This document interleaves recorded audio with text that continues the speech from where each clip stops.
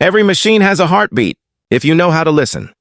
Somewhere in the outer ring of human space, a silent harbor hums between trade and war. Engines breathe. Steel remembers.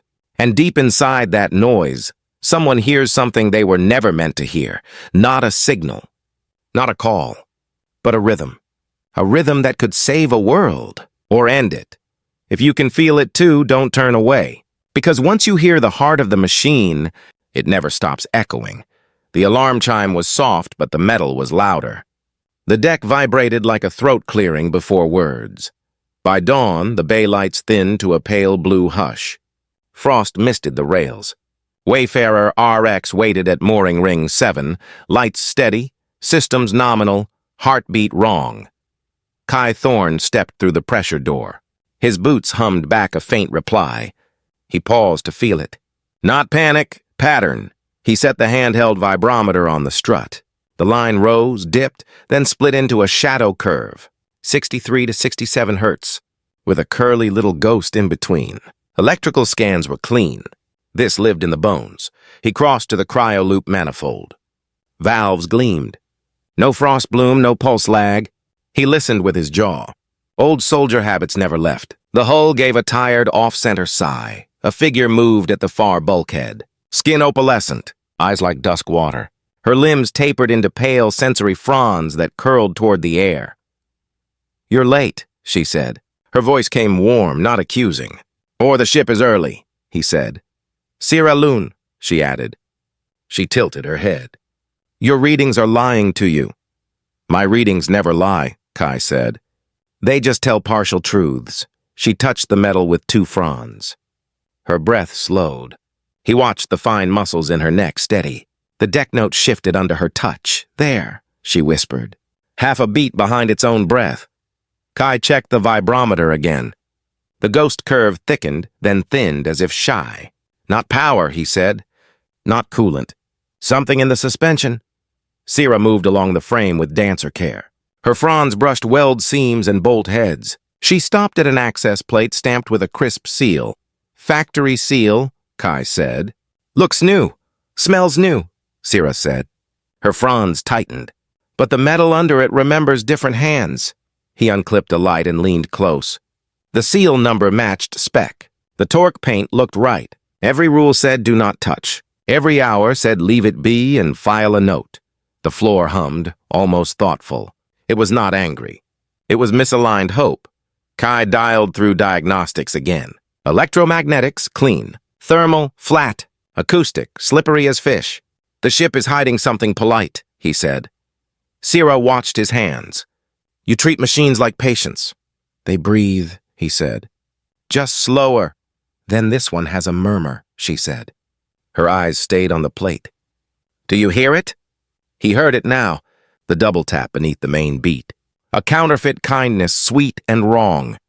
He keyed the station line.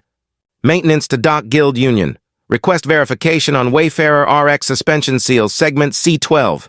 Static, then a bored voice. C12 logged last quarter. Helix Frontier Logistics performed factory swap. All cleared. Helix, of course," Kai cut the line. "Clearance is paper," he said. "Metal keeps memory." Sira lifted her hand. "May I?" He nodded. She pressed 3 fronds around the seal, not on it. She sang very soft, not words. A held note that trembled, then steadied. The deck answered. The note came back thinner, squeezed through something that should not squeeze. She opened her eyes. "That is not a damper from this hull," she said. "Could be a variant," Kai said. "Could be," she said. "It is not." He slid his light higher. A nick in the paint line, a hair of dust trapped under seal. Tiny, but in the wrong place.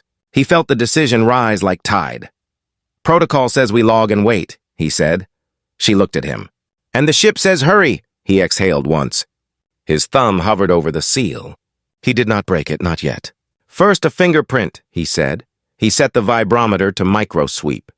The graph painted a thin landscape across the joint. At 65 hertz, a strange hill lifted, then fell with a little shiver. A signature out of family. Midway through the sweep, the hull thudded. A low, dull knock from deeper inside. Not a threat. A call. Sira flinched, then stilled. Her fronds flowed over his wrist, steadying the angle. "Hold," she said. Her voice stayed calm. "Listen." There it is, he heard it again. The second beat. A borrowed pulse riding the ship's own rhythm. "Heart of the machine," she whispered. "It's trying to tell us where to look." He killed the sweep and set the stylus to score a tiny dot beside the seal. "Mark it," he said. "We need a chain of proof." Her gaze flicked to the clock. First shift would turn over soon. Noise would rise, eyes would multiply. "Hours from now we will lose this quiet," she said. "We won't lose the truth," he said. He checked the bay cams. No new badges, no boots. Only the ship and the two of them and that patient wrongness. He leaned close and smelled cold metal. "Old greases, new adhesive, faint as a lie. Why is your power clean?" he murmured. "When your bones are not." Sira drew back one step. "Because someone cleaned what the meters see," she said. "And forgot the part that sings." The deck note dipped, then rose. A thin tremor rippled under his soles, like a telegraph from inside the wall. Kai straightened. His decision settled. "We open it," he said. "Not to smuggle. To keep people breathing." Sira nodded once. Her hands were steady. "So we listen first," she said. "And touch only where the metal allows." He set the toolkit down beside the plate. He clicked the light brighter. He lifted the first fastener a careful quarter turn. Somewhere beyond the bulkhead, a softer rhythm answered. Not power, not coolant. A pulse that did not belong. The bay lights flickered, then steadied. The graph twitched. The ship went very still, as if holding its breath. The damper screw stopped halfway. A tremor ran through the hull and faded into silence. Kai felt Sira's gaze before he looked up. "Someone's coming," she said. Footsteps echoed down the catwalk. Slow, confident, carrying the weight of authority. A man's voice followed, smooth as engine oil. "You two always start early, or am I lucky tonight?" Preen Tal, Helix Frontier's dock supervisor, stepped into the light. His uniform was sharp, his smile precise. Behind him, two loaders waited, carrying sealed crates marked machined components. Kai straightened. "Inspection order came from the dock guild," he said. "Routine check." Preen's smile didn't move. "Routine means paperwork.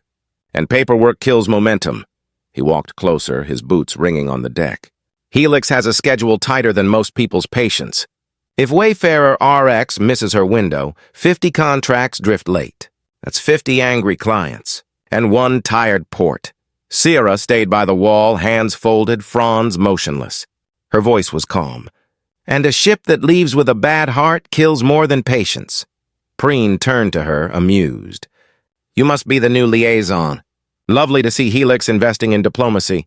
He faced Kai again. "Here's my offer. Sign off the inspection now, and Helix pays double your shift rate. Everyone wins." No delays, no forms. Kai stared at the half-loosened seal. He heard the faint double beat still humming under his boots. He thought of every training memo about bribery, every speech about safety. He also thought of rent, of the slow months when even good engineers went hungry. Sira spoke softly. "If he signs, he also signs the next crash report." Preen's tone dropped a note. "You think I'd risk my own cargo? This station runs because Helix runs it. Regulations are old ghosts clinging to new machines." Kai closed the kit. "I don't break protocol for comfort." Preen sighed. "You misunderstand. I'm not asking you to break it. Just bend it until it fits." The loaders shifted uneasily. One coughed. The sound echoed, thin as static. Sira moved between Kai and the crates. Her fronds lifted, sensing vibration. "There's more weight in those boxes than the manifest allows." Preen's eyes narrowed. "Trade secret. Nothing your sensors need to know." Kai knelt beside the damper again. The graph still showed that ghost curve, steady, patient. He pressed his palm flat on the panel. The pulse thudded once, slow and deliberate. "Something's off," he said. "If this ship leaves like this, she'll fail within a week." Preen crouched beside him. "Then fix it, quietly, the way veterans do when they remember who signs their pay." Kai met his gaze. "The guild signs my license, not my silence." For a moment, the two men stayed still. Preen's smile thinned, polite again. "Suit yourself, Mr. Thorne, but remember, every delay writes your name on the blame line." He turned, signaling his men. The crates rolled away down the ramp, heavy enough to bend the noise floor. Silence returned, heavier than before. Kai exhaled. 3 hours until departure, he said. Sira knelt beside him. 3 hours to decide who we want to be. He looked at the seal again. Then he broke it cleanly, a hiss of pressure, a shimmer of cold light. Inside the chamber lay the phase resonator, wrapped in a false damper shell. Its surface shimmered with faint blue veins, alive, almost breathing. Sira whispered, "That's not cargo. That's a weapon waiting to remember what it was built for." The deck beneath them answered with a quiet, unfamiliar rhythm, as if the heart of the machine had just skipped a beat. The hum of the phase resonator still lingered in Kai's ears long after they sealed the chamber. It was faint, but alive, like a breath that didn't belong to the ship. He exhaled slowly, trying to steady his own pulse. "Whatever that thing is," he said, "it's not just hardware." Sira nodded. "The vibration pattern has memory. Someone tuned it to hide inside the hull's own rhythm." He tapped the tablet, saving the waveform. "I'll mark it and report once the ship's docked. The Guild will need proof, not hunches." Her eyes caught the dim orange running lights above. "You think the Guild still runs this place?" "Helix pays their air." Kai stared at her, then at the metal skin under his hand. It pulsed once, then went still again, like it had heard them. He forced a smile. "Then we'll send it anyway. And if they bury the data, I'll dig it back up." He packed his tools, movements crisp but tense. Sira watched him slide the scanner back into its case and press the hatch shut. "You're walking into something bigger," she said. "Do you ever stop when the line's blurred?" Kai checked the mark he'd cut along the seal, small, almost invisible. "I stop when someone's bleeding," he said. "Not before. Hours drifted." Outside the bay window, Dawn Harbor rotated slowly, lights fading as the artificial dusk cycle rolled in. The Wayfarer RX waited for departure clearance, but its beacon flickered an hour early. Sira frowned. "They're moving her." He glanced up. "What?" "She's lifting before schedule." Kai ran to the console. The registry showed clearance approved under a false timestamp, signed by Helix Frontier. The official ID belonged to Kerr Dallin, one of Preen's logistics men. "Preen doesn't waste time," Kai muttered. "He's pulling her out before anyone asks questions." Sira's voice dropped low. "If they take that resonator off station, it vanishes for good." Kai looked at the tiny groove on the panel, the mark he'd left like a signature no one would understand. "Then we go after it," he said. "We can track the frequency drift. That pulse leaves fingerprints." She hesitated. "You're talking about tailing a corporate freighter with a two-person skiff." "Skiff's faster," he said. "And I've seen worse odds." Sira met his gaze for a long beat. "Then we crossed together." They moved quickly through the dim corridors. The floor plates hummed under their boots, syncopated with the deep heartbeat of the port. Each vibration felt heavier, as if the resonator itself could sense pursuit. At the hangar rim, the skiff A-17 floated ready. Old paint, twin engines patched from salvage, small enough to vanish in traffic. Kai climbed in, powering the system with one thumb. The engine whined, catching its rhythm after 2 false starts. 3 hours to catch them, he said. 3 hours to learn what we just stepped into, Sira replied. The skiff detached from its berth, sliding into the cold vacuum beyond. Below, the crescent shape of Dawn Harbor gleamed in the black, its ring lights blinking like a slow pulse. Ahead, the Wayfarer RX moved away, her engines whispering through the dark. Kai set the nav to follow the resonance drift. The hum filled the cabin again, low, deliberate, almost human. He didn't speak. Neither did Sira. The sound between them said enough. Out there, the machine's heart kept beating, and they were already too deep to turn back. The skiff, A-17, drifted in the shadow of the station's outer ring, its engine lights fading to a hush. The last trail of the Wayfarer RX disappeared into the dark. Only the echo of its drive remained, soft, rhythmic, wrong. Kai shut down the scanners. "We lost her signal," he said. Sira leaned forward, eyes narrowing at the flickering readout. No, the pulse stopped on purpose. Someone doesn't want to be found. He nodded, jaw tight. Then someone knows we're listening. Hours later, as Dawn Harbor rolled into night cycle, they docked in silence.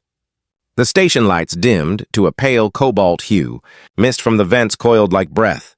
In that stillness, the mechanical hum felt louder than ever. Sira brushed coolant dust off her sleeve. Her fronds quivered slightly, uneasy. "What now?" she asked. "Report it," Kai said. "Maybe the guild still cares who tampers with dampers?" "Maybe," she whispered. Or maybe they already sold the truth. They split at the junction. Sira walked toward the maintenance levels. Kai turned down the corridor leading to his shop. Halfway there, a low voice stopped him. "You work late, Thorne." Kai turned. A tall man waited by the doorway, uniform unbuttoned at the collar, the blue stripe of SBA faint on his sleeve. Rourke Venn, the kind of man who smiled without softening his eyes. "Didn't know the Bureau tracked sleep schedules," Kai said. Rourke stepped closer, boots whispering against the floor. "Someone filed an anonymous tip," he said. "Claimed you performed unauthorized repairs on a Helix ship." Kai's pulse tightened. Anonymous tips are the station's favorite pastime. Rourke didn't laugh. He studied Kai like an equation he already knew the answer to. "You're good, Thorne. Too good to risk your record for overtime." "I fix what's broken," Kai said. "It's simple. Nothing here is simple." Rourke's tone stayed calm, almost kind. "Ships vanish. Sensors fail. Logs rewrite themselves. Helix likes clean numbers, not messy truths." Kai crossed his arms. "Then you should talk to them, not me." "I am," Rourke said quietly. He took out a small data shard, turned it between his fingers. "Their cargo manifest listed a phase resonator, classified as inert. You and I both know that word's a lie." Kai didn't answer. The hum of the station filled the gap, deep and steady, like something breathing beneath them. Rourke watched him carefully. "I'm offering cooperation, not punishment. Help me trace that ship." "We keep this quiet, you keep your license." Kai frowned. "You sound more interested in the resonance than the law." For a second, Rourke's mask slipped. Just a flicker. "The law is sound. Resonance is truth." Then the mask returned. "Will you help, Mr. Thorne?" Kai hesitated. The hum under his boots shifted pitch again, 65 hertz, the same as before. A reminder. "A warning. I'll help," he said finally. "If we find out what that ship's carrying." Rourke smiled. "Good. Start tomorrow." Bay 12, dawn cycle. He turned to leave, then paused. "One more thing. Next time you hear a heartbeat in the hull, don't assume it's human." The door slid shut behind him, leaving Kai in the quiet. The walls around him trembled once, faintly, as if repeating Rourke's words back in metal, a whisper of the machine's heart, or someone else's. The warning lights of Dawn Harbor blinked like tired eyes. Kai and Sira had been flying for hours, chasing echoes in a sea of static. The skiff A-17 drifted above the mooring rings, its sensors tuned to the faint pulse left by the Wayfarer RX. "Still nothing," Kai muttered. He rubbed his temples, trying to ignore the headache that came from too little sleep and too many lies. Sira tilted her head, listening. "There's something," she said softly. Her fronds lifted, trembling like antennae catching an invisible breeze. "It's faint," but not from the Wayfarer. A red flash crossed their display. The skiff jolted as a magnetic tether latched to their hull. "Kai!" He gripped the console. "Signal lock, someone's boarding us." A trio of small crafts slid out of the darkness, matte black, no beacons. The insignia on their fins shimmered for a moment, a half circle broken by a wave. Soft wake. A voice came through the channel, calm, measured. "Unidentified skiff A-17, power down engines. You're inside a restricted inspection zone." Kai frowned. "Since when does Softwake patrol the mooring lanes?" Sira's fronds brushed the comm panel. "Since the station stopped listening to anyone else," she said. He powered down the engines but kept his hands near manual override. The outer hatch hissed open. A woman floated in, armor lined with thin copper filaments that pulsed like veins. Her face carried no insignia, only resolve. "I'm Marin Vale," she said. Her tone was professional, not hostile. You've been tailing a Helix ship. We need to know why. Kai stayed seated. You first. You boarded without clearance. We don't ask for permission from people arming the harbor. Her team spread through the cabin, scanners glowing. Sira watched them, tense but quiet. When one of the drones passed near her, she flinched. They're afraid, she whispered. Marin turned. What did she say? She said your drones are scared, Kai replied. Do they feel things now? Marin studied Sira, not unkindly. Not the way we do, but they echo what we broadcast. Fear is faster than radio. The silence stretched. Kai finally spoke. We followed a resonance trail, something hidden in the hull of the Wayfarer RX. Marin's expression changed, subtle recognition. So you've heard it too. The heartbeat, Sira's eyes widened. You know about the phase resonator? Marin nodded once. We've been trying to stop Helix from moving it for months. They say it's for mining, but the core pattern matches a cut-wave device, a weapon that can turn breathable air into glass. Kai shook his head. I ran diagnostics. Power signatures were clean, no sign of weaponization. Marin leaned closer. That's the point. Helix filters the electromagnetic field. But resonance doesn't lie. It hums through the bones of the station and we can hear it. Her words hit him harder than he wanted to admit. He remembered that night in Bay J2, the pulse he couldn't unhear. Midway through the scan, a low alarm sounded. Marin's second-in-command raised a hand. Helix patrol incoming, 6 minutes. Marin turned back to Kai. Help us locate the core before they do. We can stop them without firing a shot. He crossed his arms. Soft-wake raids aren't exactly known for restraint. We don't want blood, Marin said quietly. We want proof. If the people of Dawn Harbor see what Helix built, Rourke can't hide behind paperwork anymore. Sira stepped forward. She's telling the truth, she said. The rhythm in her voice. It's steady, not deceitful. Kai looked between them, torn between trust and duty. Proof won't stop Helix, he said. They own the docks, the guild, the air we breathe. Marin handed him a small transceiver. Then send this when you're ready. Frequency 347.9. It'll reach us even through the Bureau's jammers.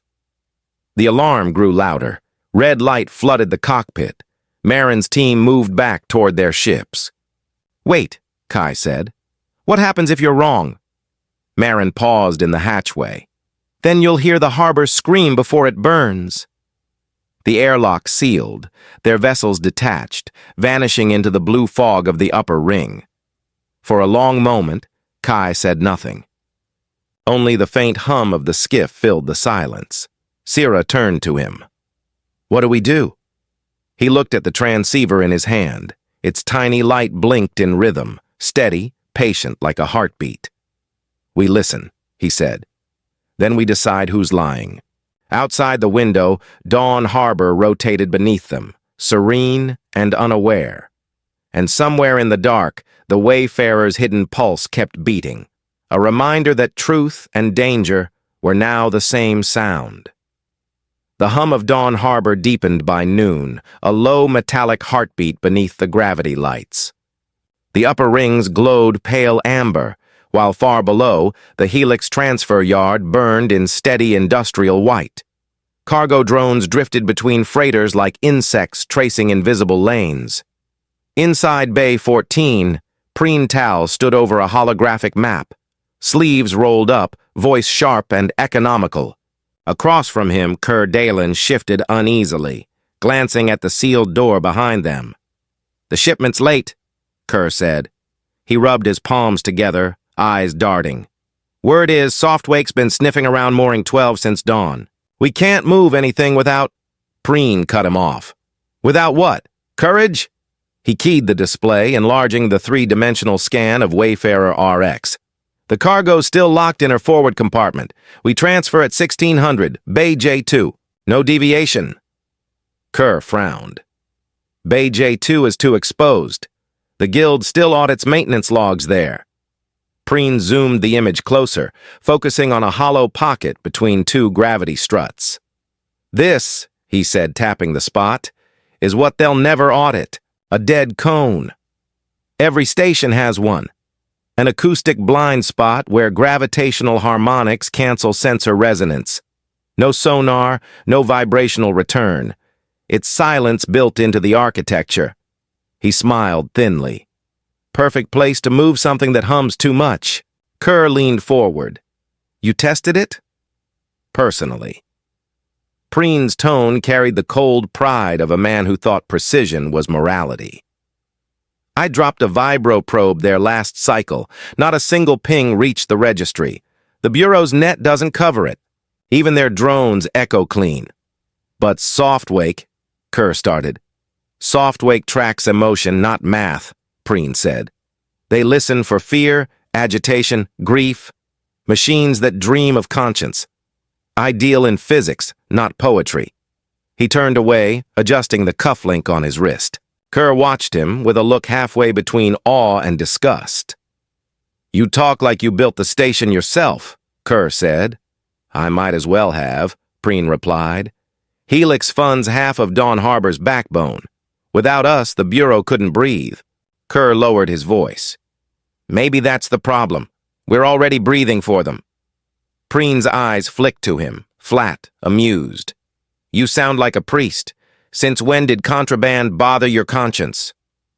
"It's not conscience," Kerr muttered. "It's survival. Softwake's intercepting ships now. And that mechanic Thorne, he's been asking questions." At the mention of Kai's name, Preen's fingers froze for half a heartbeat. Then he laughed softly. "The engineer? He's harmless. One of those righteous types who still thinks fixing things changes the world. The Bureau will use him, then discard him. We don't need to dirty our hands." Kerr swallowed. "You sure about that?" "Completely." Preen keyed the console, displaying a schedule overlay. "The resonator leaves Wayfarer RX at 16 hours sharp. We move it through the dead cone, load it onto Drone Shuttle 57C. From there, it's off registry. No trace, no trail." He handed Kerr a data slate. "Confirm coolant integrity before we transfer. If the temperature drifts above 62 Kelvin, the casing will hum. And humming gets people curious." Kerr took the slate, his hands trembling slightly. "You make it sound simple." "It is," Preen said. "Fear complicates everything else." A long pause settled between them. The only sound was the soft tick of the console's chronometer. Outside the viewport, a line of drones passed like black beads on a string. Kerr cleared his throat. "You ever wonder what's inside it?" Preen didn't look up. "Profit. That's not what I mean." Preen sighed. "The phase resonator is a containment core. Helix builds them for terraforming. The Bureau calls it a stabilizer. You call it a liability. Names change nothing." Kerr stared at him. "But if it fails, it won't." Preen's gaze hardened. "Because we won't let amateurs touch it." He snapped the slate shut and slipped it into Kerr's vest. "Bay J2, 1600. Be there or be replaced." Preen turned and left, coat catching the corridor light. The heavy door sealed behind him with a hiss like a sigh. Kerr stood alone for several seconds, breathing shallow. He looked up at the ceiling. One of the silent observation domes, its surface smooth as glass. Something glimmered inside the darkness there, a faint red lens. He squinted. A micro camera, disguised as a lighting node, blinked once. Then the lens refocused on him. "Damn it," he whispered. Across the station, in a quiet control suite labeled SBA Monitoring Subdeck 3, a live feed came to life. Rourke. Van leaned back in his chair, arms folded, eyes locked on the screen. The audio played Preen's voice, crisp and confident. "No sonar, no vibrational return. It's silence built into the architecture." Rourke smiled faintly. "Good work, gentlemen," he said to no one in particular. "Now we know exactly where to listen." The feed looped once, recording every word, every angle. On his console, a timer began to count down. 1547, Bay J2, Operation Halcyon Frame in motion. The light in Rourke Venn's office was never still. It shifted with the rotation of Dawn Harbor, fading from amber to blue as the planet's reflection rolled beneath the glass floor. Every 30 seconds, the ocean below glimmered through the haze, calm, distant, unreachable. Rourke preferred it that way. Distance kept things pure. A chime sounded at his door. He didn't look up. "Enter!" The door parted with a whisper, and Preen Tal stepped inside. His uniform carried the faint metallic sheen of someone who worked too close to engines, yet his posture was that of a man convinced he belonged among power. "You asked for me, Director," Preen said. His voice was polite, but it wavered, like a mechanic trying to speak politics. Rourke gestured to the chair opposite his desk. "Please, sit." Preen obeyed, the chair's chrome joints creaking faintly in the stillness. The office smelled of ozone and clean data screens. Rourke slid a transparent envelope across the desk. Inside gleamed a silver tag, stamped with the crest of the Station Bureau of Administration. "Your temporary trade permit," Rourke said evenly. "Valid for 48 hours. Restricted zones included." Preen blinked. "That wasn't expected." Rourke smiled faintly. "I believe in rewarding initiative. Helix keeps the docks alive, and we need commerce running smoothly, don't we?" "Yes, sir," Preen said carefully. "Though I admit, some might think this permit irregular." Rourke leaned back in his chair, hands clasped behind his head. "Irregularity," he said softly, "is simply another form of control. If the paperwork looks too perfect, someone will start asking why." Preen studied him, uncertain. "You want me to move the cargo today?" "I want you to try," Rourke said. "The Bureau doesn't interfere in trade, not unless there's reason. But should something unfortunate happen, say a discovery of illegal weaponry, we would be forced to respond." Preen's eyes narrowed. "A hypothetical discovery." "Of course." Rourke's tone didn't change. "Helix operates on efficiency. We operate on optics. The moment people see danger, they'll welcome our protection." The words hung in the air like invisible wires. Preen understood. Rourke wasn't warning him, he was positioning him. "So you're saying," Preen began slowly, "if there were proof of weapons, then this station would remember discipline," Rourke said, his voice dropping half a tone. "No protests, no leaks, no software interference. Just order." He stood adjusting his cuffs. The light from below cut his profile in sharp lines. "And order, Mr. Tal, is profitable for everyone." Preen hesitated, then nodded. "Understood." For a moment, Rourke seemed satisfied. Then he changed the subject with surgical precision. "Tell me about your mechanic, the one who keeps appearing in your maintenance logs." "Kai Thorne," Preen froze. "He's no one, sir. A technician with too much curiosity. Good hands, bad timing." Rourke turned toward the window. The reflection of the planet shimmered across his face. "Curiosity built every empire that ever fell. And everyone that replaced it." Preen shifted in his seat. "He's harmless. He doesn't even have clearance for J2. Rourke smiled, a thin, thoughtful line. "Harmless people live longer than useful ones." He picked up the silver tag from the desk and handed it to Preen. "Go on. Finish your transfer. Let the paperwork do the talking." Preen took the permit with both hands. Its weight felt heavier than its size, the kind of object that could save or condemn depending on who held it tomorrow. "I'll see it done," he said. "I'm sure you will." Rourke moved toward the exit door that led to the upper control balcony. "Oh, and one more thing," he added almost as an afterthought. "When you're in Bay J2 this afternoon, keep your comms open. The Bureau likes transparency." The door sealed behind him with a soft, hydraulic sigh. Preen sat alone for several seconds, watching the faint glow from the desk console. He pulled out the permit and examined the text projected across its surface. Legal jargon, expiration times, routing codes, all normal. Then, near the bottom, a line of smaller text flickered into view. Observation Zone J2 confirmed. Preen's mouth went dry. That wasn't part of the form. It was a message. He looked up at the window, and for the briefest moment thought he saw a shimmer in the glass. A reflection or a lens. Watching. Far below, the curve of the planet glowed red at the edges, like something quietly burning. He pocketed the permit, straightened his coat, and walked out of the office. Behind him, the room's lights dimmed automatically. On Rourke's desk, the hollow map of Dawn Harbor pulsed once, highlighting a single point in the outer ring. Maintenance Bay J2. The trap was already alive. Artificial dusk settled over Dawn Harbor, painting the corridors in bruised gold.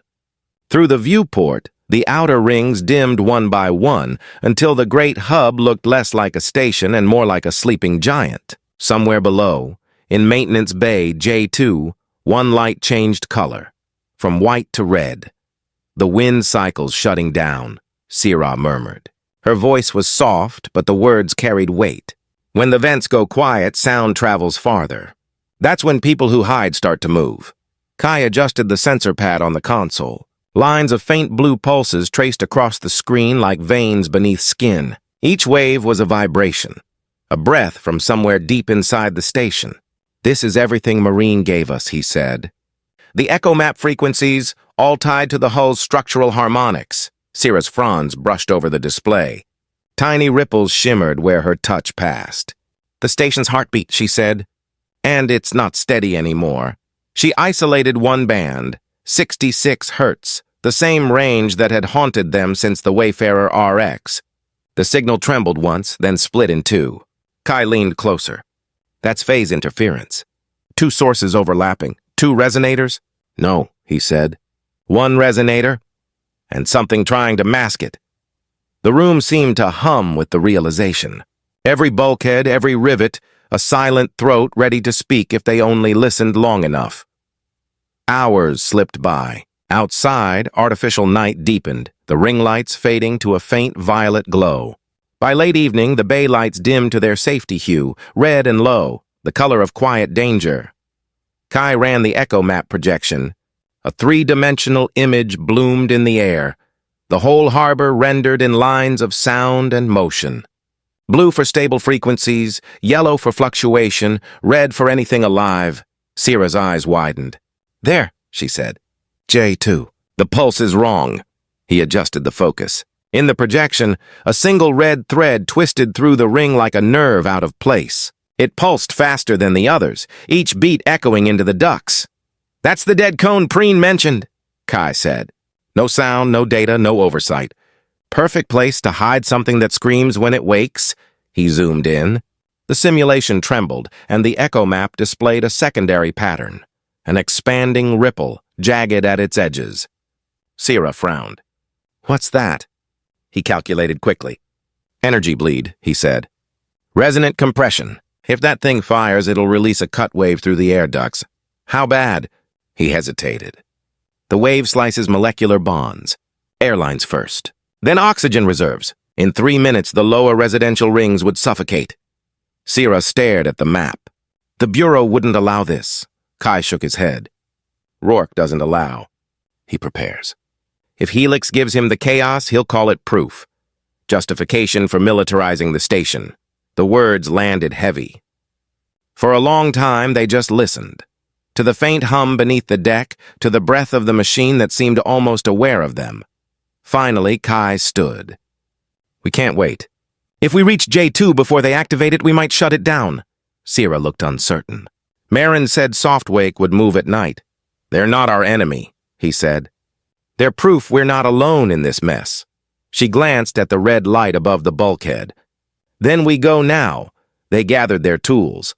Portable scanners, 2 coolant injectors, a handheld flux seal key. Kai slipped Marin's transceiver into his pocket. It blinked faintly, rhythm steady, patient, the same pattern as the resonator's pulse. As they moved toward the exit, the corridor lights flickered. The hum underfoot grew louder, rising in frequency until it almost became a voice. Kai stopped. "Do you hear that?" Sira tilted her head. "It's not the ship," she said. "It's the station. reacting. Before he could answer, the alarm blared, a piercing wail that tore through the silence. The public channel came alive. Security alert! Incident reported in the commercial loop. All available units respond. Kai's blood ran cold. That's a diversion. By who? Sira asked. Someone who doesn't want guards near J2. They ran toward the skiff dock. Down the hall, security teams rushed past them in the opposite direction, armor plates glinting under emergency lights. No one stopped to question two engineers with tool bags. Chaos made everyone invisible. The sirens continued, but the rhythm underneath shifted. The deeper hum and the resonator's hidden song grew stronger, smoother. Sira stopped mid-run, turning toward the sound. All the cameras around J2 just went dark, she said, staring at her wrist console. Every feed and offline at once. Kai's jaw tightened. He looked toward the window slit, where the far ring of Dawn Harbor glowed faintly against the void. Somewhere inside that ring, the phase resonator was waking. He exhaled through his teeth. They're not hiding it anymore. They're starting the test. The deck trembled almost too softly to feel. The machine's heartbeat quickened, matching his own. Sira whispered, Kai, someone's opening the way. He nodded slowly. Then we follow. He hit the engine ignition on the skiff A-17. The lights along its hull flickered to life, faint blue chasing red. Behind them, the station's sirens faded into the hum of pressure valves and distant thunder. Ahead, Bay J2 waited, silent, sealed, and ready to speak. The first light of simulated dawn swept through Dawn Harbor, cold and colorless. The wind vents whispered across the decks, carrying the faint tang of recycled air. Somewhere beneath those hollow sounds, a truth had gone missing. Maintenance Bay J2 was empty. No smoke, no guards, no trace of the phase resonator. Just a scorch mark on the deck and the echo of something powerful that used to exist. Kai stood in the center of the bay, staring at the blackened floor. 7 minutes. He replayed the number in his head again and again. That was how late the SBA response team had arrived. 7 minutes too slow, Sira's voice broke the silence. Every sensor here has been wiped. No heat residue, no magnetic tail. He knelt, touching the metal with bare fingers. It was cold, unnaturally cold. They vented the heat through the coolant ducts, he murmured.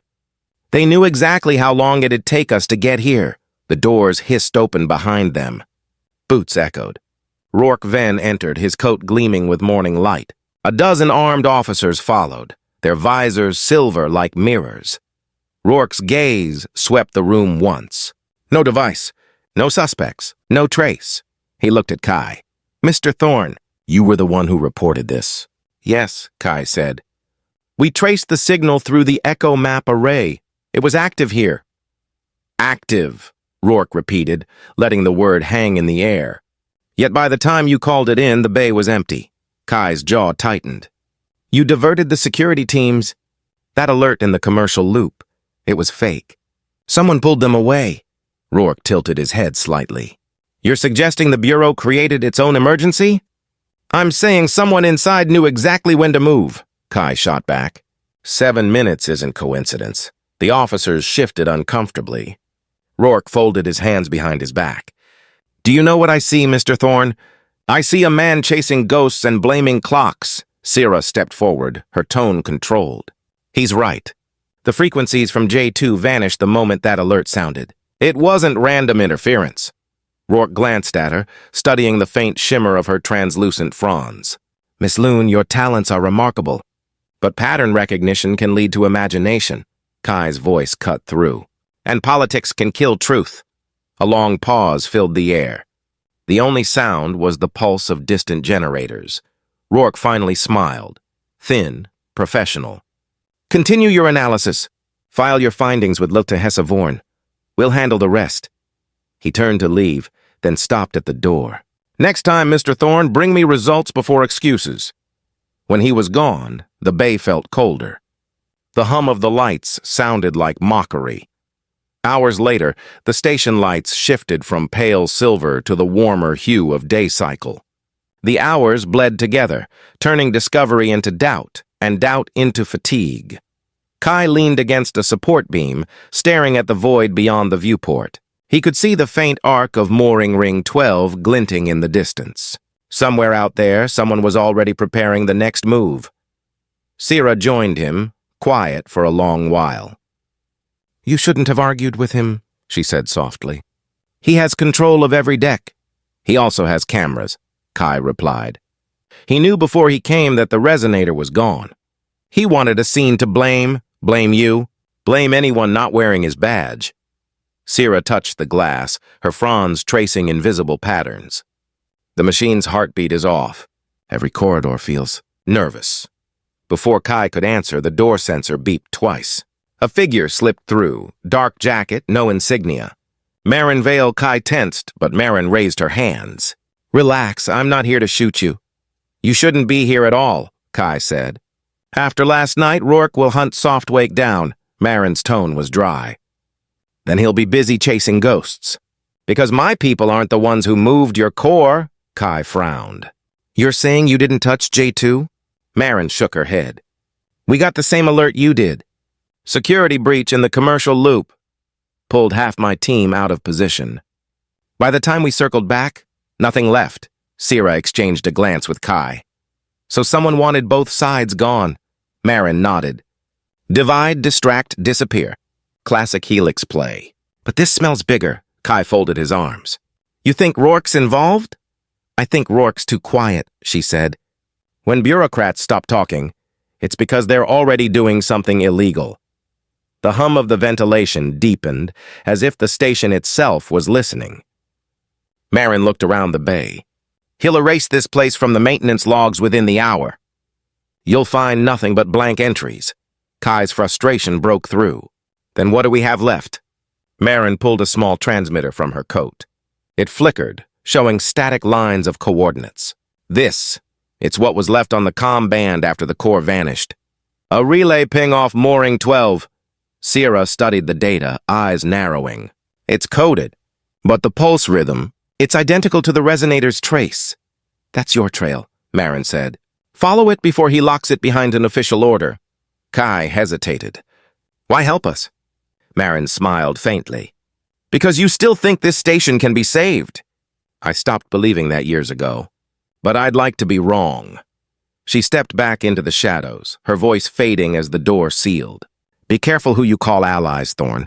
Every frequency here has ears." The bay lights dimmed again. Outside, the planet's curve turned gold, washing the decks in false sunrise. Kai looked at Sira.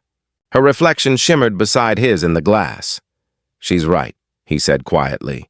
"We're surrounded by noise pretending to be order." Sira met his eyes. "Then we listen for what's real."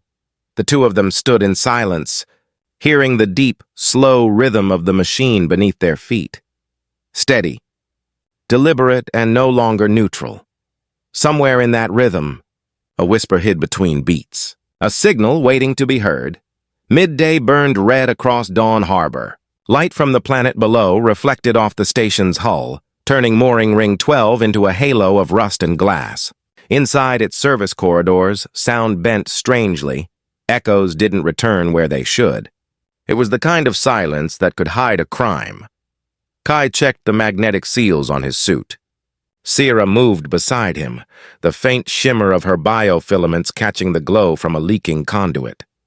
Behind them, Marin Vale crouched at a junction panel, her rifle hanging loose but ready. "This ring's supposed to be shut down," Marin whispered. "No shipments, no patrols. So tell me, Kai, how does Helix keep moving cargo through a ghost deck?" Kai's reply was quiet, deliberate. "They use the interference zone, what you call the dead cone.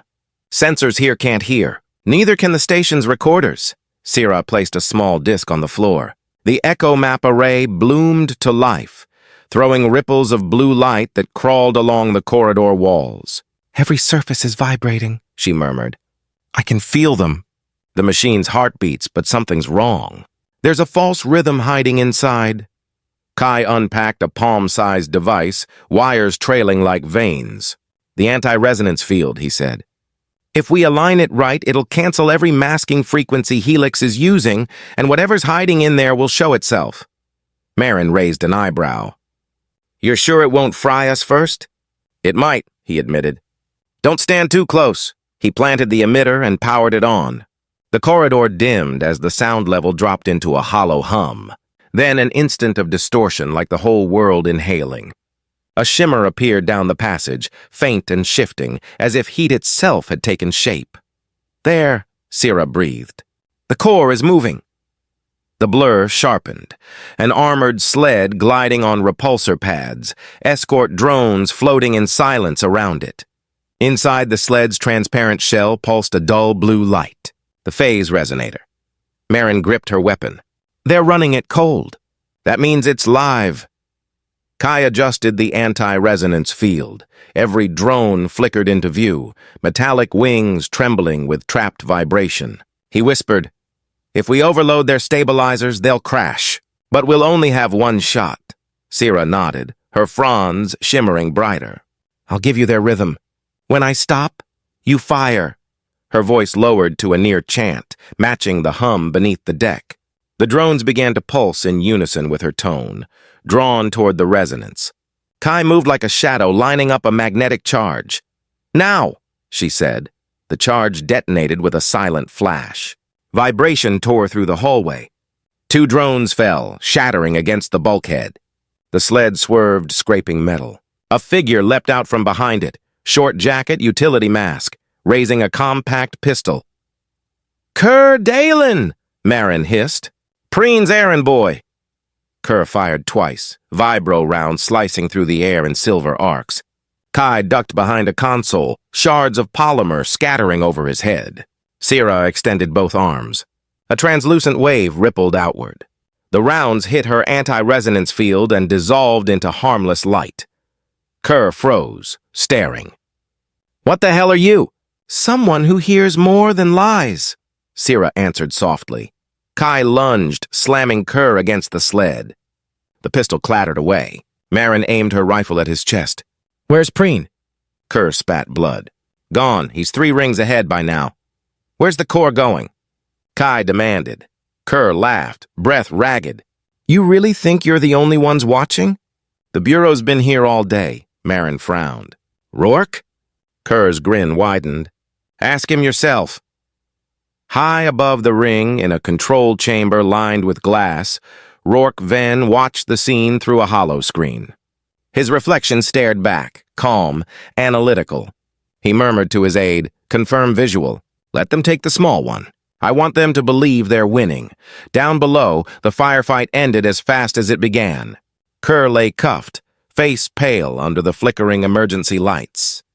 The phase resonator sled had crashed into a support beam. Coolant hissed across the deck like mist. Preen Tal was gone, his trail vanishing into the soundless void beyond the ring. 30 minutes later, the air still vibrated with the aftershock. The hum lingered like thunder that refused to fade. Kai knelt beside the damaged sled, prying open a black data module. Inside was a crystalline drive, half-burned, still pulsing faintly. He passed it to Sira. "Can you read it?" She closed her eyes, feeling through the static. "There's a log, fragmented, encrypted. But there's something else. A human voice, embedded under the code." Kai leaned closer. "What kind of voice?" "Command tone, authority." She replayed a fragment, distorted, metallic, almost a whisper. "Observation Zone J2 confirmed." "Proceed to containment." Marin's face hardened. "That's not Helix protocol. That's Bureau language." Kai looked up toward the ceiling, where the faint hum of cameras blended with the wind from the vents. "He was here," he said quietly. Rourke knew every step. Marin slung her rifle back over her shoulder. "Then he just turned this into war." Sira placed the data drive in a sealed pouch. Her fronds dimmed to a pale gray. "The machine's heart is still beating," she said. "But it doesn't sound human anymore." They moved toward the outer hatch, the corridor lights flickering back to sterile white. Behind them, Kerr struggled against his restraints, shouting after them. "You think you've stopped anything? You're already too late." Kai didn't look back. His voice was low, steady. "Maybe, but at least now we know who's writing the script." The door sealed shut, leaving only the broken hum of the resonator sled, and somewhere above in the unseen control room, Rourke's faint smile reflected in glass. Afternoon fell across Dawn Harbor's sea deck, and the station's giant ad screens flickered to red. The usual bright smiles of merchants vanished, replaced by a single banner pulsing in alarm. Breaking transmission, softwake sabotage attempt thwarted. Every corridor froze. Workers stopped mid-step, faces lifted toward the glow. The voice of Rourke Venn filled the air, calm and grave. Earlier today, agents of the insurgent group known as Softwake attempted to steal and weaponize restricted cargo from a Helix freight line. The Bureau has contained the situation. Stay calm. Trust the system that keeps you safe. Kai stood among the crowd, his hands clenched. He could feel Sira's gaze beside him, steady, unreadable. They were watching the same lie spread like fire. The footage changed, security cam angles from Mooring 12. But the edit was twisted. It showed Marin firing first. Drones attacking, Kai's silhouette in the smoke. No sound, just implication. Suspects include members of the Dock Guild and unaffiliated engineers. The Bureau urges citizens to report all irregular mechanical activity. Then Rourke appeared on screen, immaculate in uniform, eyes almost sympathetic. We mourn the loss of order, and we will restore it. The broadcast ended. The screens turned white, blinding for a heartbeat. Sira whispered, "He turned the whole station into a trial." Kai exhaled slowly. "Not a trial," he said. "A verdict." He looked around. Faces that had once nodded to him now stepped back, whispering. A woman from the coolant shop muttered something about traitors. Two guards began scanning IDs, methodical, emotionless. From a side corridor, Marin's voice came through his comm. "Rourke's moving fast. Kerr's gone. Bureau transport took him right after the raid." "Alive?" Kai asked. "For now. But when he's done talking, he won't be." Static broke the line. Then nothing. He turned to Sira. "We need to get off this deck." But before they moved, the lights overhead shifted blue. Quarantine mode. Barriers slid from the walls. Drone gates unfolded like steel petals. "Every passage sealed itself in light. All residents remain in your sectors," the automated voice said. "Security sweep in progress." People backed into corners. A young technician dropped his tool bag and raised both hands, shaking. Sira's fronds fluttered with unease. "They're sweeping for resonance signatures." "They'll find mine." Kai looked at the sensor grid forming above them, thin, spinning rings of soundless energy. He could see his reflection warped inside the glow. He grabbed Sira's hand. "Stay still. I'll talk." Moments later, two SBA officers approached. Their armor reflected the light, blank, and impersonal. "Name," one demanded. "Kai Thorne, registered mechanic, Dock Union," the officer checked his pad. "Your ID's flagged for irregular collaboration with a foreign species." Kai's tone sharpened. "She's not a foreign threat. She's a registered technician under Interspecies Clause 47. Clause 47 is suspended," the officer replied. "Step aside." Sira's voice trembled, barely. "You can't erase a treaty because it's inconvenient." The officer raised the scanner toward her. Her luminous fronds reacted, flickering defensive light. The device beeped violently. "Unauthorized biofrequency detected." "Detain and process," Sira froze. Kai stepped between them, blocking the path. "You're not taking her." Crowds began to gather. Someone pulled out a camera pad, streaming. The officers hesitated, their training clashing with optics. Then Rourke's voice returned, echoing from the nearest public terminal. "The Bureau thanks citizens for cooperation. Remember, those who obstruct order stand beside chaos." That line hit Kai like a blade. He understood the trap now. It wasn't about Sira. It was about the image. He turned toward the camera deliberately. "Order without truth is just fear wearing a uniform," he said. The crowd gasped. A murmur spread, half pity, half dread. The officer snapped, "Enough! You're under review." They raised their batons. Sira's fronds surged in alarm, projecting a faint anti-resonance field around them. The scanners shattered, lights shorting out. For 1 second, the entire deck pulsed with the rhythm of her energy, pure and defiant. Then it was gone. Silence fell. The officers stepped back, shaken. Kai whispered, "We run!" They darted through a maintenance hatch as the crowd erupted into confusion. Footsteps and shouts followed, but the echo hid them well. They moved through narrow ducts, the hum of the station roaring in their ears. Half an hour later, they reached the edge of the commercial loop. Below, hundreds of civilians were being herded behind translucent barriers. Every screen glowed the same message, looping endlessly. Trust the Bureau. Fear the echo. Kai's hands shook as he stared at it. Sira turned toward him, her voice soft but steady. You can't fight every lie, Kai. He met her eyes. No, but I can stop one from becoming truth. He reached into his jacket, pulling out the encrypted log from the resonator sled. We find what's inside this, he said. Then we burn the mask off his empire. She nodded once. I'll need a quiet frequency. The machine still remembers what it heard. Far below, a convoy of Bureau trucks passed, Kerr's transport among them. Rourke's voice echoed faintly through the comm towers. We thank the brave officers who risked their lives today. Dawn Harbor stands united. The message played over and over until it no longer sounded human. As night fell, the station dimmed to deep blue. From every window, the words "Trust the Bureau" kept blinking, soft, relentless, hypnotic. Kai stood at the viewport, watching his reflection fade into that endless glow. Beside him, Sira's light dimmed to silver. They're rewriting what happened, she whispered. Kai's answer came low and tired. Then we write it back.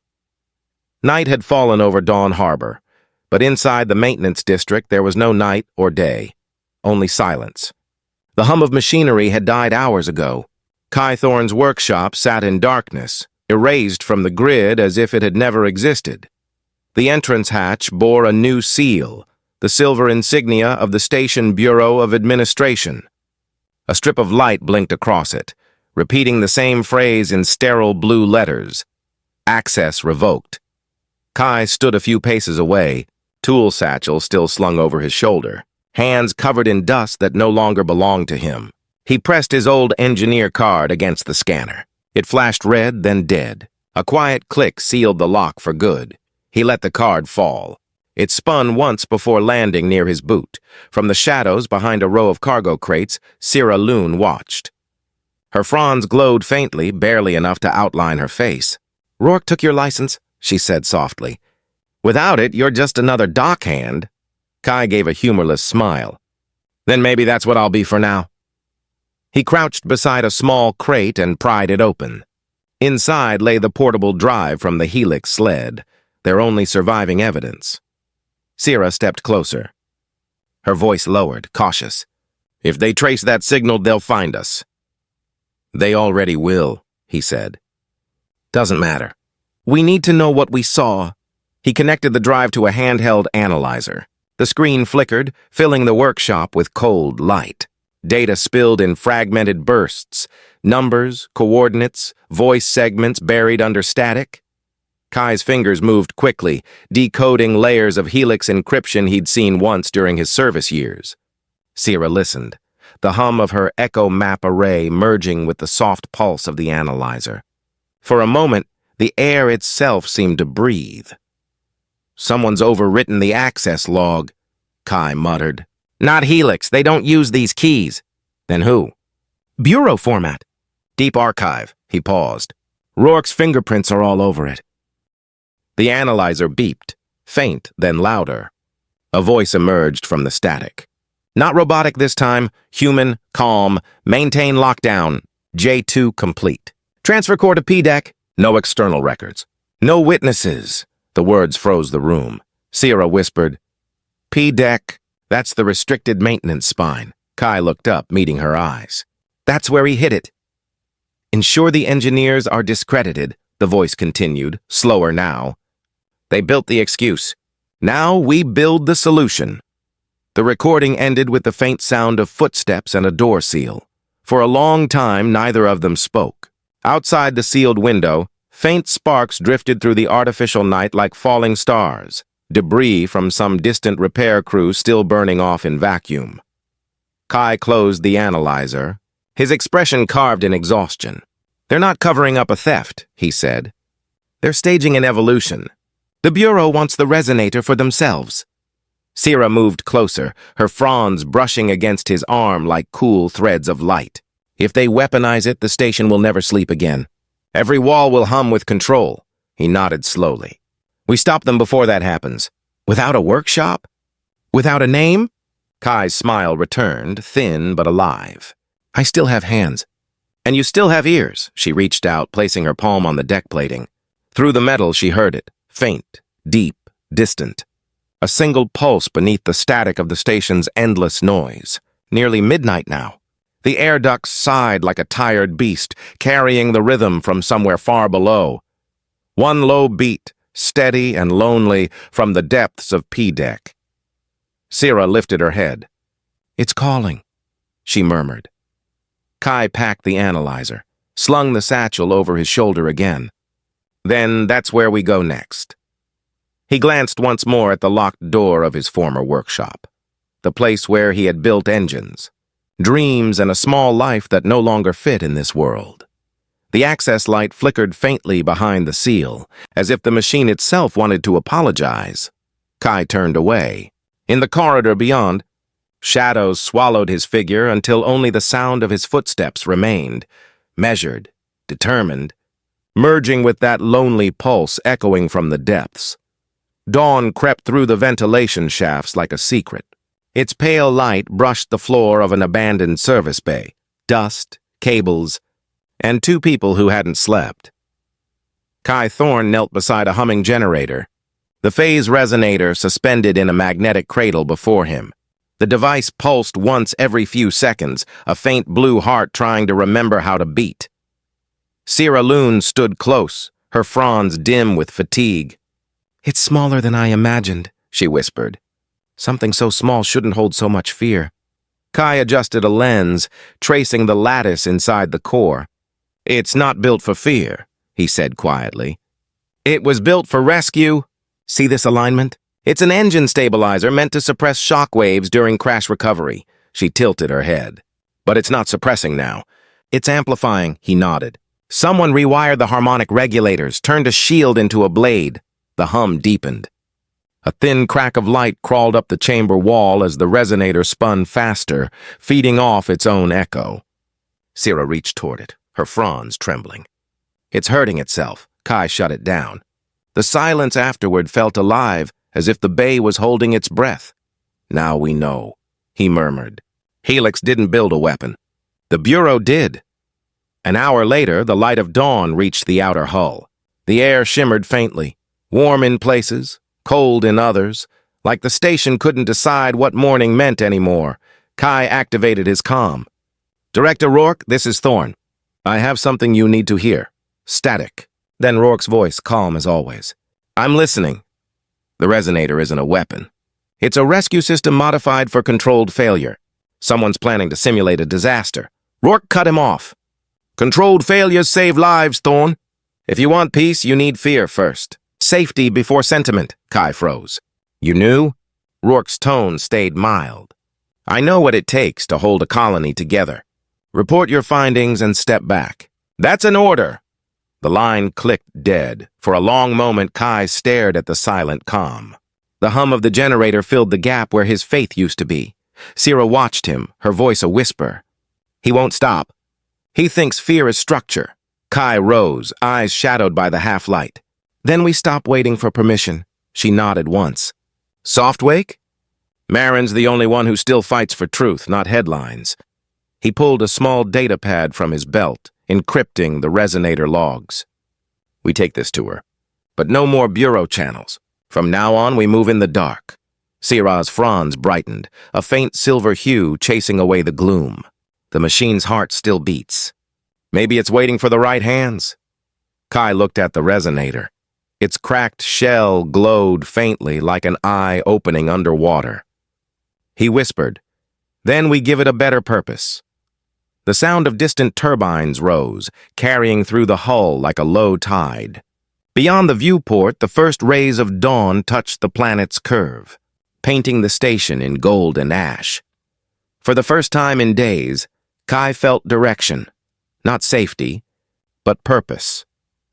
He closed the containment case around the resonator, locking it with the flux seal key. "Let's find Marin," he said. "She'll know how to turn a broken heart into a weapon for the right side." Sira smiled faintly, the glow of her skin reflecting off the metal floor. The dawn finally sounds like truth again. Morning light spilled through the cracked skylights of Dawn Harbor's lower ring, cutting shafts of amber across rusted walkways and half-dead consoles. The truest sound of the station was back, the clatter of tools, the hiss of welders, the low murmur of tired engineers who refused to quit. Kai Thorne walked among them with Sira Lune at his side. Every face turned as he passed. The man who'd once built their engines now walked like an exile carrying a spark of fire. Marin Vale waited in a corner bay lit by a single hanging lamp. Her jacket bore the faded sigil of soft wake, half scrubbed but never erased. "You're late," she said, arms crossed. "We heard the Bureau sealed your shop." "They did," Kai answered. "Didn't seal my mind." He placed a small data drive on the table between them. Inside, the logs from the Helix sled blinked red like a heartbeat trapped in glass. This is the real story. The resonator wasn't meant for war. Rourke's rewiring it to make the people afraid enough to hand him control. Marin studied him for a long second, then smiled without warmth. "You came to preach or to fight?" "To fix," he said simply. "I'll fight if I have to." "But no one dies on my side." Her gaze hardened. "Softwake doesn't make promises it can't keep." "Then I'll keep it for you," Kai replied. "If this becomes another slaughter, we'll lose the last thing worth saving. Trust." A quiet beat passed. Sira stepped forward, her voice calm but sure. "I can build something better than guns." "An ear," Marin frowned. "An ear?" "A web of sensors," Sira explained. "The station vibrates like a living body. Every engine, every dock panel, every turbine has a pulse. I can teach your techs to listen." Marin leaned back, intrigued despite herself. "You want to eavesdrop on the whole port?" Sira nodded. "EchoNet. If the resonator moves again, we'll hear it before Rourke does." 2 hours later, the light outside shifted to gold. Across the maintenance decks, engineers strung cables through corridors, mounting small vibration nodes against the walls. Each one blinked in rhythm, tiny stars across a metal horizon. The sound came first, a deep, soft thrum that rolled through the floors. Then the signal, faint at first, then clear, each echo overlapping into harmony. The entire harbor seemed to breathe together. Kai watched the readings scroll down his screen. "Look at that," he whispered. "She did it," Sira smiled faintly. "The heart of the machine just found its voice." Marin tapped her earpiece, listening as the feed came alive. "Helix Freight, Ring 9. Dock Guild Pumps, Ring 10. And, wait, there." A spike appeared on the waveform. Deep frequency repeating every 12 seconds like a pulse buried beneath steel. Sira adjusted the filters. "That's not civilian traffic." Kai leaned closer. "It's the resonator. It's moving." The room fell silent except for the steady beat echoing through the monitors. Kai zoomed the map. Each pulse triangulated until a single sector glowed crimson. "P-deck," Sira said quietly. "It's sitting right under the Bureau's vault," Marin exhaled. "So the rumor's true. They built the weapon under their own feet." Kai turned to her, eyes steady. "Now we know where to hit. But I meant what I said. No casualties. We pull it out clean." Marin gave a half smile. "You always did believe machines could save people." "Only if people stop acting like machines," Kai replied. She extended a hand. "Then let's start building a new kind of war." Their hands met across the glow of the console, one scarred by labor, the other faintly luminous with alien light. Through the hull, the pulse from P-deck deepened. A second heartbeat joined it, slower, heavier. The station seemed to listen and answer. Sira looked toward the ceiling, her fronds trembling. "It's awake," Kai whispered. "Then we move before it learns who woke it." The conference hall of the Station Bureau of Administration gleamed like a mirror. Steel, glass and light reflected from the planet below. Every lens, every drone, every microphone was aimed at one man standing beneath the emblem of the Bureau. Rourke Venn adjusted his collar and looked straight into the cameras. His voice filled the air like a commandment carved in stone. Dawn Harbor has endured sabotage, riots, and lies. Today we end the chaos. This, he gestured to the capsule beside him, is what they call a weapon, but under my command, it becomes protection. The capsule opened. Inside lay a phase resonator, perfect, polished, and fake. 100 journalists gasped as its blue glow bathed their faces. The soft-wake insurgents, Rourke continued, seek to dismantle order. They wish for anarchy. Operation Halcyon Frame ensures peace through discipline. The Senate has approved the Militarization Act effective tonight.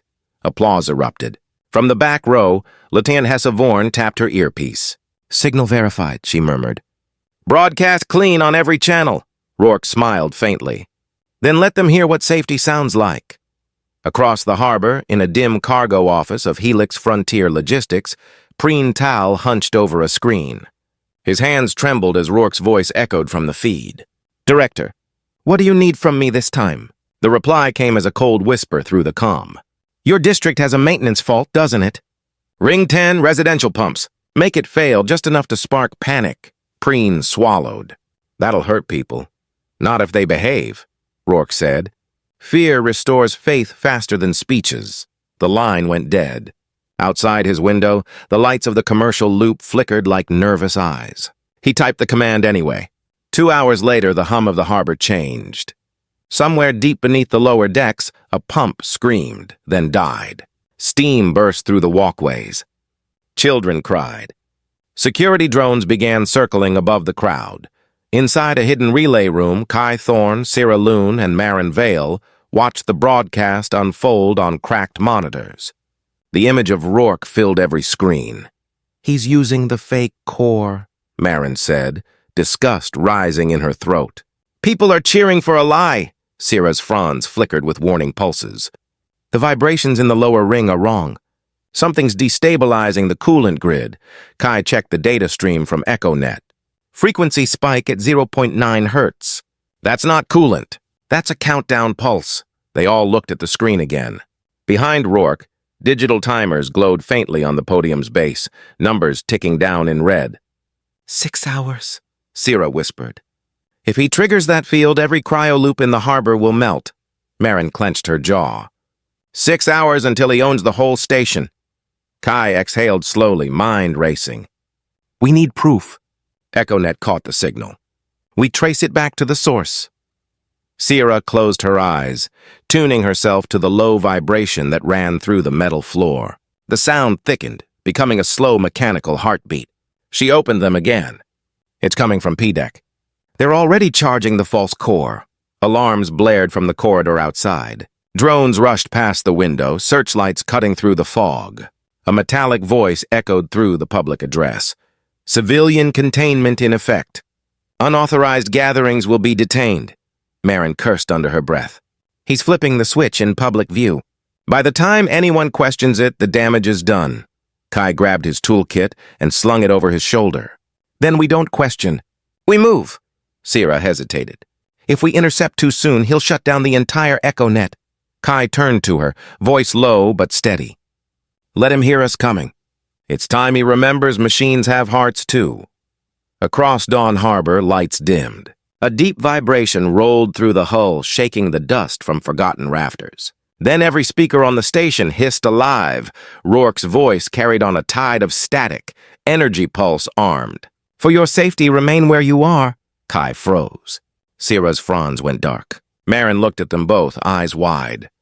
The horizon's here, she said softly, and it's burning.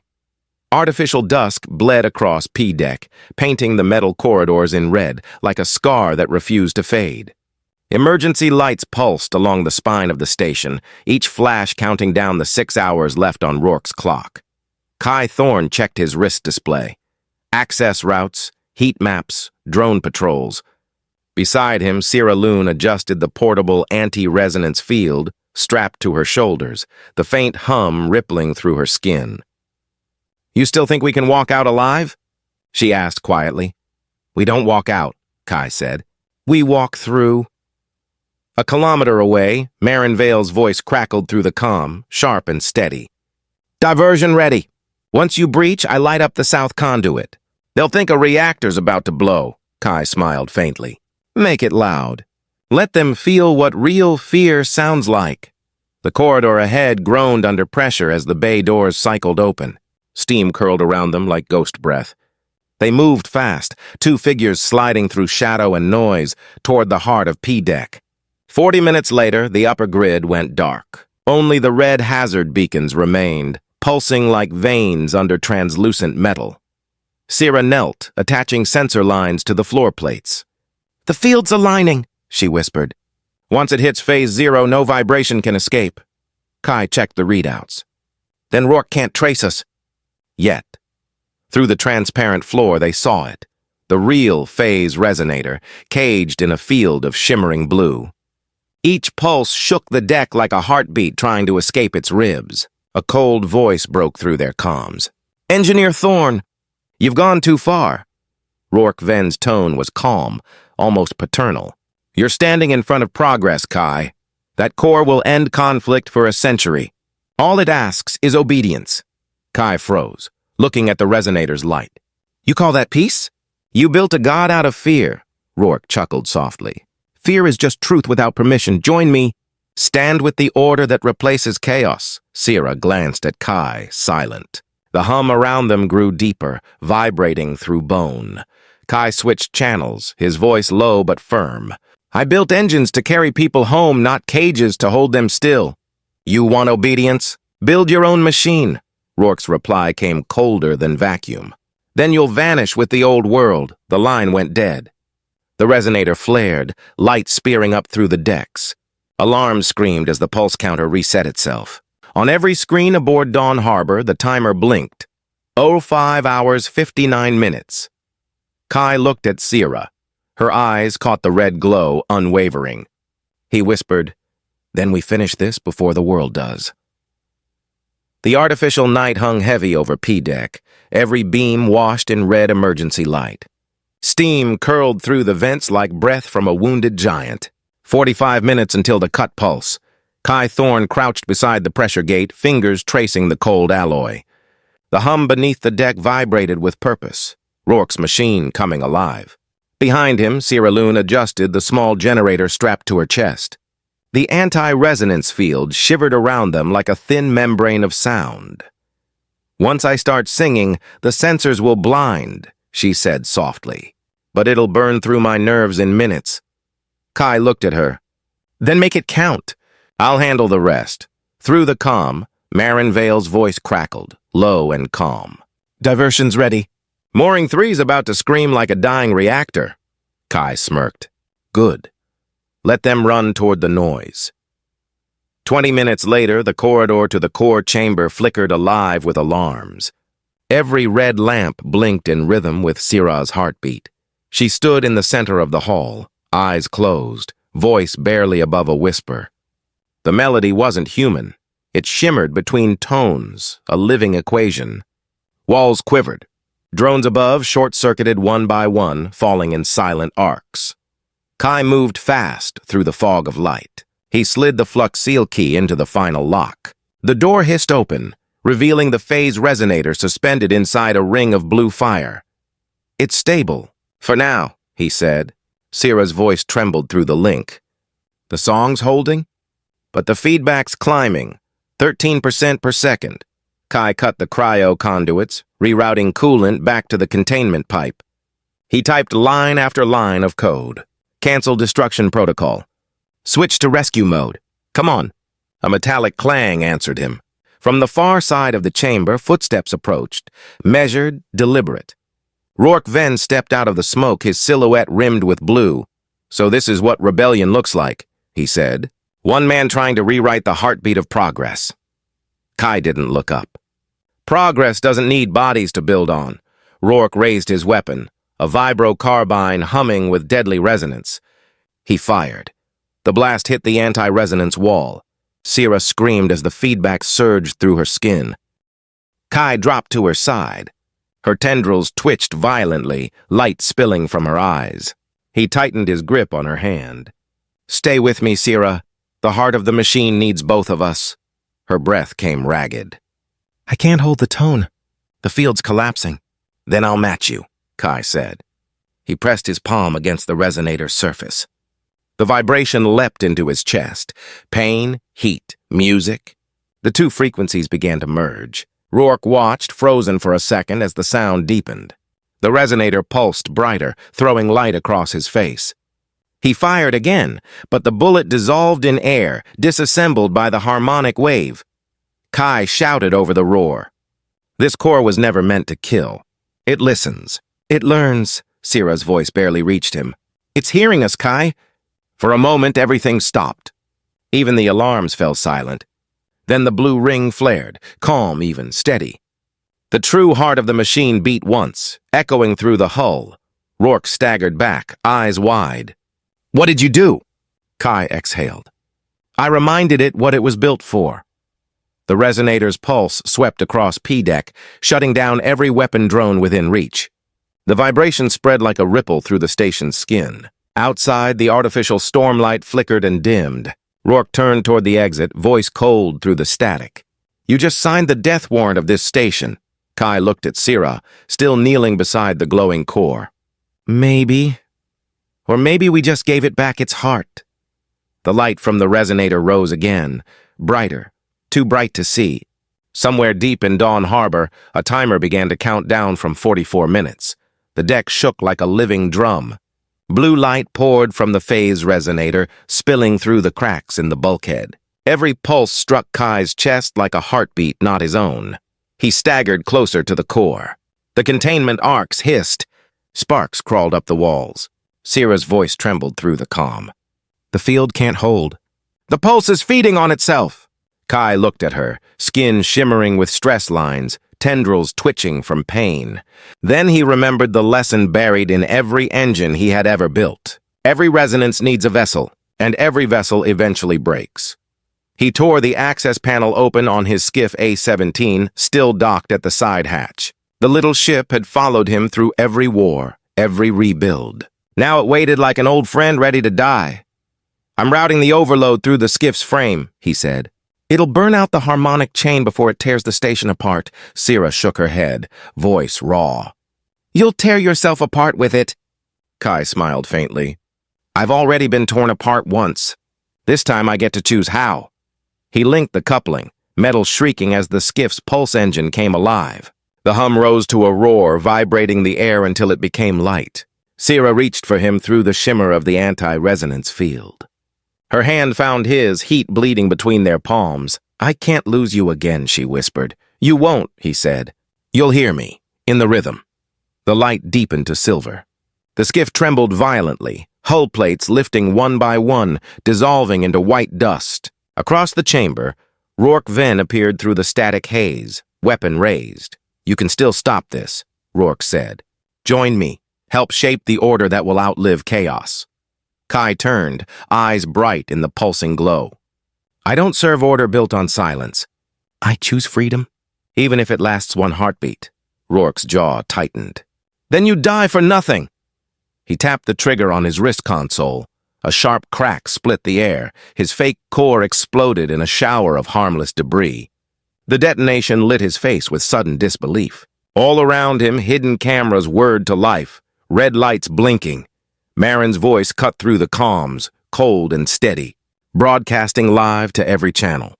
The Bureau's truth, raw and unedited. Rourke spun toward the doorway, but the static had already swallowed his outline. His voice warped and vanished into the storm of feedback. Sira cried out as the resonator flared, its light flowing outward like sunrise. The skiff's frame disintegrated completely, taking the excess charge with it. Then silence. For a long moment, the station held its breath. Panels cooled, air shimmered. Kai stood in the center of it all, hand still pressed to the core, chest rising slow, heartbeat. Synchronized, Sira whispered. He nodded weakly. Then it worked. Light spread through P-deck, flooding every corridor in calm blue. Where Rourke had stood, only a haze of silver particles drifted, dancing to the quiet rhythm of the machine that had learned to feel. By dawn, the chill from the lower decks drifted through the metal walls like breath returning to a body. The alarms were gone. Only a slow pulse, steady, alive, moved through Dawn Harbor's frame. Every corridor glowed a calm blue as engineers and citizens stepped from shelter, blinking at the stillness. Sira stood near the service bridge, watching the technicians wheel the phase resonator toward the residential ring. The device no longer burned. It shimmered, quiet as a heartbeat in sleep. Children pressed against the railing to see it pass, their reflections rippling across the glass. Kai followed beside the transport crew, shoulders slumped but eyes awake. He guided the recalibrated coolant lines himself. No command, no anthem, just the careful rhythm of hands fixing what war had bent. When they reached the leaking life support node, Sira stepped forward. Her palms brushed the panel, tendrils unfolding in gentle arcs. A low tone answered, warm, responsive. The resonator synchronized, sending a silver ripple through the conduits. Lights along the housing units blinked from red to white. Oxygen hissed back into the sealed vents. A boy laughed somewhere above them. It sounded like the first breeze after a storm. Sira turned to Kai. Their faces caught the glow of the restored system. She touched his wrist, feeling the faint thrum beneath his skin. "It's matching your pulse," she said. He smiled faintly. "Guess it learned something from us." She hesitated, voice softer. The heart of the machine was never steel. It was trust. Kai met her gaze. That's all it ever needed. Across the harbor, the public screens flickered to life. Council members, shaken but resolute, read the motion aloud. The vote passed. The Militarization Act suspended indefinitely. Applause didn't erupt. Instead, a quiet murmur spread, like gratitude whispered between breaths. In a darkened control booth, Marin Vale watched the feed end. She exhaled, closing her console. No triumph, no speech. Only the hum of the station's veins, steady, human, forgiving. The resonator's rhythm faded into the background, no longer thunder, only a soft mechanical breath, one with every living soul aboard. The workshop lights came alive one by one. Dust swirled in the quiet air, carrying the faint scent of coolant and iron. Kai Thorne stood in the doorway, a small metal sign in his hands. He brushed the edges clean and hung it over the entrance. Tuning hearts, for machines and people. For a long moment, he just listened. No alarms, no orders, only the low hum of Dawn Harbor breathing through its steel ribs. Across the port, Marin Vale loaded a narrow case of data cores into a freight pod. She looked back once, toward the ring of windows where Kai's light glowed faintly. Then she sealed the hatch and left without a word. On the public channels, reports scrolled. Preen Tal, detained for collusion. SBA, under review. The headlines faded, replaced by weather updates and ship departures. Normal life, rebuilt from echoes. Kai sat before the console, fingers tracing the waveforms dancing across the display. The EchoNet pulsed gently, mapping the station's rhythms. Then an anomaly. A faint frequency shimmered beyond the outer rim, too precise to be noise. He leaned closer, eyes narrowing. "Not again," he whispered. Beside him, Sira Lune turned, sensing it too. Her tendrils quivered, catching the distant tremor. The background hum of the harbor deepened, slow and even, the sound of a great machine breathing in peace. Somewhere beyond the rim, another echo answered back. The background hum of Dawn Harbor faded into silence. For the first time in years, the station's heart beat steady, not from command, not from fear, but from the hands of those who chose to trust again. Beyond the rim, that faint answering echo lingered. A promise that the story wasn't over, that somewhere out there, another rhythm was waiting to be heard, and if you felt that pulse, if this story moved you even a little, take a moment to like, share, and subscribe to the channel.